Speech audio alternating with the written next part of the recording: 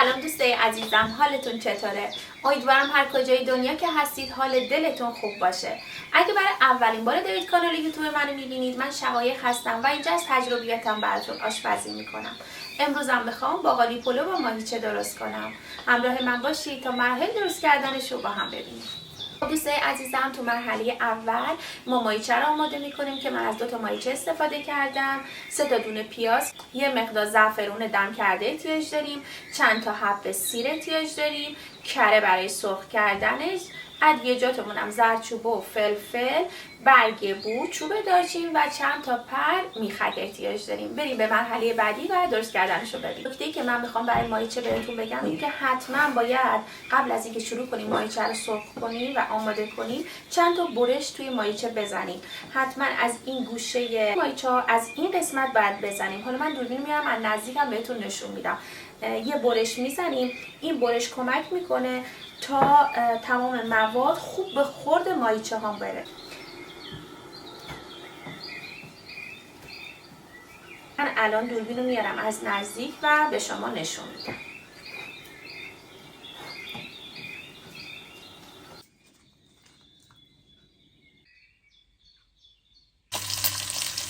خب ماهیچه ها رو یه کوچولو اول تفت میدم. خب همین مقدار که ماهیچه یکم تفت بخوره و رنگش عوض بشه کافیه. این تفت دادن کمک میکنه زمانی که ما ماهیچه‌مون رو میذاریم بپزه دیگه له نشه و خیلی مجلسی و خوشگل بتونیم در بیاریمش. وقتی که زمان طولانی ماهیچه رو میپزیم بهتره که این کارو بکنیم تا ماهیچه هامون قشنگ به همون شکلی که هست در بیاره.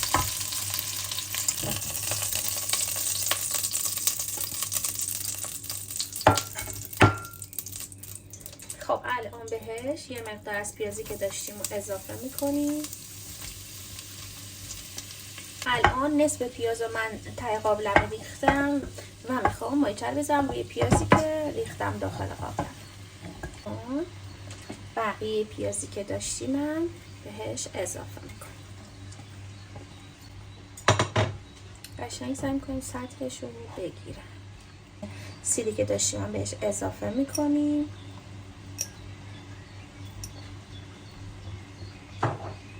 نمک و زردچوبه هم که داشتیم اضافه میکنیم بهش.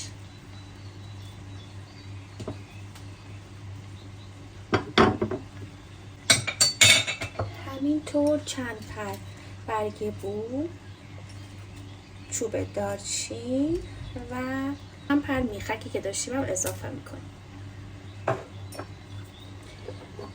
یه مقدار از زعفرونی که دم کردیم من میریزیم روش. داخلش اصلا آب نمیذارم، همین یه مقدار زعفرونی که دم کردم کافیه. خود پیاز آب میندازه و قشنگ آبدار میپزه. الان درش رو میذارم و اجازه میدم 3 ساعت بپزه. خب من چون از شیپید تازه‌ام استفاده میکنم توی باقالی پلو، الان دارم خوردش میکنم تا آماده بشه برای مرحله بعدی. نوبت درست کردن باقالی پلو. من باقالیام یخ زده است. گذاشتم یه مقدار یخشون باز شد. الان میریزم تو ظرفی که توش روغن ریختم و یه مقدار میخوام تفتش بدم.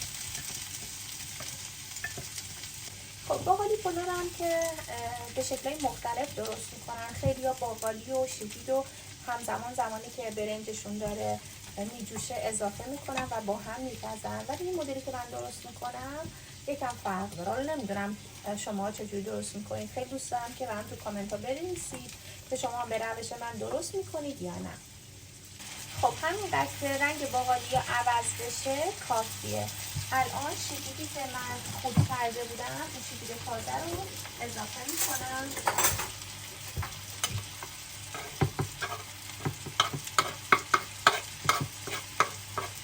و همراه شیپیدم یه مقدار سرخش میکنم.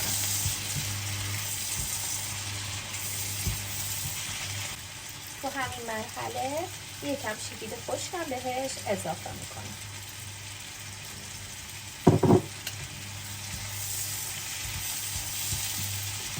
اصلا اطراف هم شدید خشک تو باقالی پلو یه چیز دیگه است. ولی شیرین تازه هم یه مقدار اگه بریزی خیلی خوشمزه‌اش میکنه، طعم خوبی میده.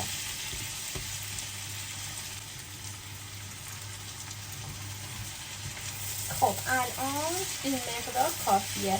شیوید باقالی ما آماده شد. من میرم تا برنج رو آماده کنم و زمانی که میخوام مخلوط کنم اینا رو به هم بهتون نشون میدم.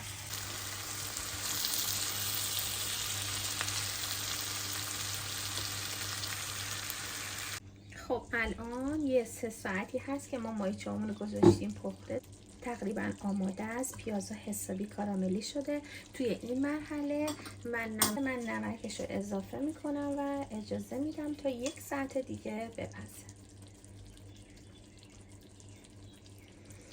وقتی که نمک رو ریختیم میتونیم مایچه رو یه بار برگردونیم. همینطور یه مقدار بهش زعفرون اضافه میکنم و درش رو میذارم تا 1 ساعت دیگه بپزه. به چه عطر و طعمی. خب الان کافیه. درش رو میذارم تا 1 ساعت دیگه. من برنجم هم آماده است. الان آب میکشم و باقالیا رو باش قاطی میکنم بهتون نشون میدم. آره برنجم آماده است. این مرحله یه مقدار روغن ته قابلمه‌مون میریزیم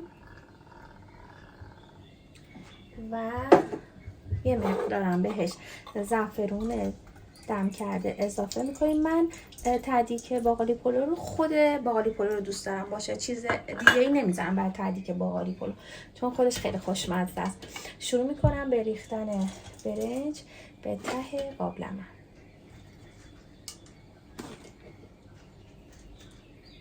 خب یه مقدار که برنج رو ریختم، اول یکم از این شوید خشک میریزم که عطر و طعمش فوق العاده است و بعد این باقالی که درست کردیم رو بهش اضافه میکنم. میتونید خوب مخلوطش کنید یا مثل من تیکه تیکه بریزید. یکم باقالی هم به تدیکش باشه خیلی خوشمزه میشه. اوکی. من درست کردن برنج رو تو 1-2 تا از ویدیوهایی که قبلا درست کردم، یکیش فکر کنم تهچین بود و اون یکی قابلی پلو، واسهتون میذارم زیر همین ویدیو که اگه خواستید برید و ببینید. من حتما براتون مقدار برنج و باقالی که درست میکنید و تعداد رو براتون حتما مینویسم زیر همین ویدیو. از این شوید میریزیم، شوید خشک میریزیم و دیگه تمام. میذارید مدت 45 دقیقه تا دم بیاد. البته این شویدم حتما یه هم بزنید. خب من همیشه برای اینکه برنجم خوب دم بیاد چند تا سوراخ داخل برنج ایجاد میکنم به این شکل و الان درشو میذارم به مدت 45 دقیقه تا دم بیاد.